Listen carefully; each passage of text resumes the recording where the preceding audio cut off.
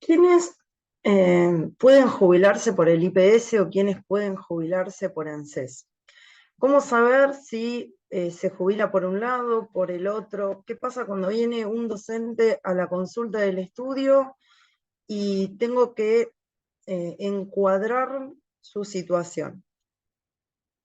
Los docentes, un mismo docente puede convivir con muchos regímenes mm, al mismo tiempo. Por un lado puede estar comprendido dentro del régimen del estatuto público, puede estar dentro de lo que son escuelas de fronteras, trabajar para nivel superior, ser docente de las Fuerzas Armadas, trabajar, ser docente universitario, ser docente de escuelas, de universidades públicas y de universidades privadas, estar dentro del régimen de investigaciones, ser dentro de los docentes que son de inicial, primaria, secundaria, de lo que antes era la 24016, que se restituyó con el decreto 137, estar dentro del régimen general de la 24241 porque no se le aporta el plus de docente, el plus de docente frente a alumnos. Todas estas situaciones son las que hacen que sea tan difícil encuadrar de quién hablamos cuando hablamos de un docente. Me viene a la mente un caso que tuve hace muy poco, donde la persona reunía el 100% de requisito para ser investigador, el 100% de requisito para ser docente universitario, el 100% del requisito para ser docente frente a alumnos, pero también tenía el 100% del requisito para ser docente común y, a su vez, que no está acá, tenía provincia de Buenos Aires, ¿sí? Tenía ley 9650. Cumplía en todos el requisito. ¿Cómo hacemos con este tipo de casos donde cuando miramos tiene, es más, podríamos sumar a esto la situación de autónomos? Cuando miramos y vemos que esta persona no es que necesita de todas las líneas para acceder a un derecho, sino que en cada una de ellas podría por sí mismo acceder sin la necesidad de usar las otras líneas.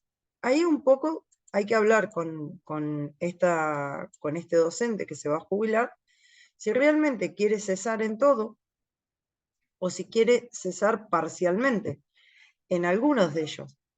Porque en el caso de IPS sí permite seguir trabajando como docente, pero en el caso de ANSES no. Y en el caso de docentes universitarios también hay una diferencia entre públicos y privados. Y luego sacar las cuentas. Con los sistemas nacionales tienen la posibilidad de sacar las cuentas y saber con cuánto se van a jubilar. Y en el caso de provincia lo pueden hacer manualmente en algún momento dado, alguna charla o curso para explicar cómo se determina el haber. Pero básicamente lo pueden hacer a través de los recibos de sueldo con el porcentaje que le corresponda en cada caso. Lo más importante de esta parte es saber estos encuadres. Acá esto ya no está en Paseo Colón, ahora está allá en el barrio 21, ¿sí?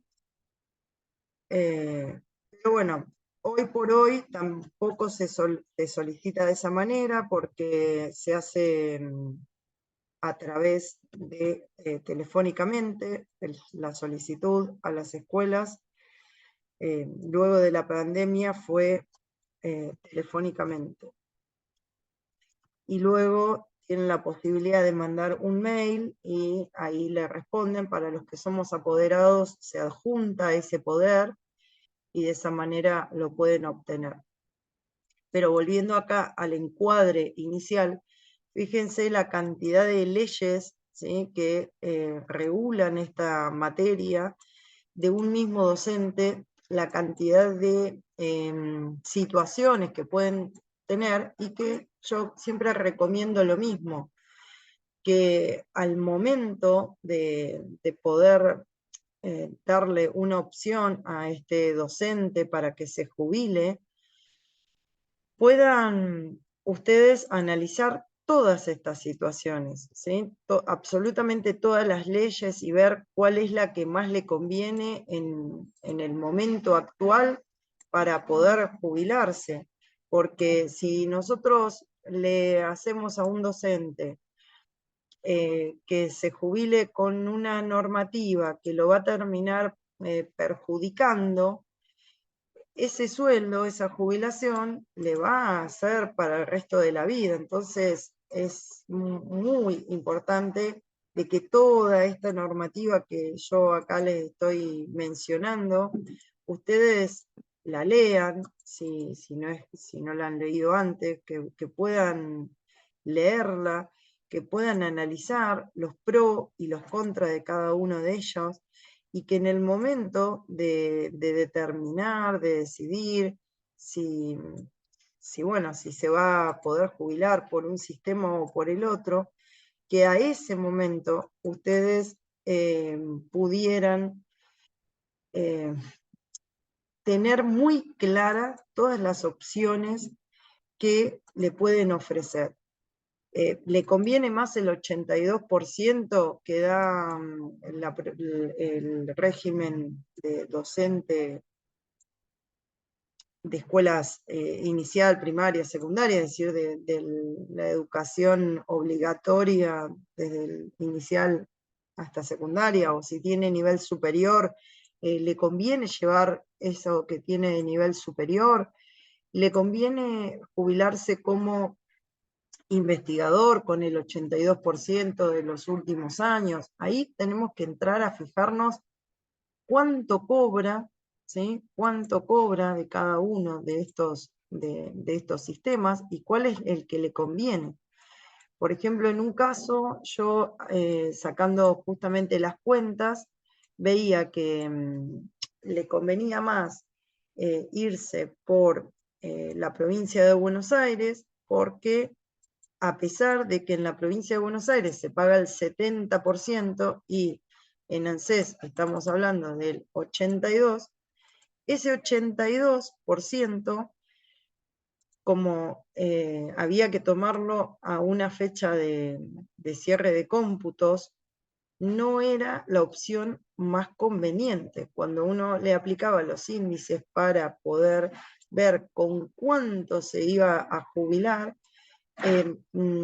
podía claramente con los números ver que ese 80%, ese 82% no era lo más conveniente. Y a veces al revés, porque las jubilaciones de ANSES hoy por hoy son muy buenas.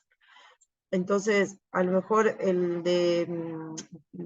nivel de lo que se llama docencia normalmente, ¿sí?, lo que era la 24.241, cuando vemos que un docente que ha estado frente a alumnos ya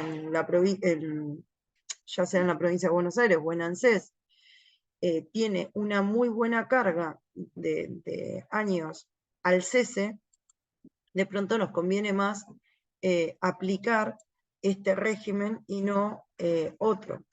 Entonces, no solamente tenemos que evaluar en estos casos solamente la situación de hoy, sino también hacer algún análisis de proyección mínima a futuro, aunque entiendo que es muy difícil, sobre todo, bueno, siempre ha sido muy difícil saber en Argentina qué es lo más conveniente en previsión social, pero un mínimo al menos de estimación podemos llegar a hacer y decir, bueno, mira, por ejemplo, me ha pasado otro ejemplo que les doy, que por ahí les puede llegar a servir. Para poder, en la provincia de Buenos Aires no tienen actualización directa los cargos de extraña jurisdicción. Entonces me ha pasado decirle, mira, no te conviene, a pesar de que ese cargo es mejor, porque es preferible tomar un cargo menor que pueda llegar a servirte y no tomar un cargo que, si bien tiene un haber mayor, en realidad no te va a beneficiar porque cuando tengas que actualizarlo, vas a tener el problema de que toda la vida vas a tener que llevar esta actualización. Así que tener en cuenta siempre la situación y que cuando alguien nos dice docente, tenemos todas estas opciones que pueden, que son perfectamente todas válidas, son todos docentes, sin embargo, con regímenes muy diferentes al momento de analizar el derecho, la edad, los requisitos y sobre todo la determinación del haber. Así que, bueno, ahí a sacar las cuentas, qué es lo que le conviene, y en el momento de la entrevista o cuando le hacen la devolución, analizar cada una de estas situaciones de su cliente.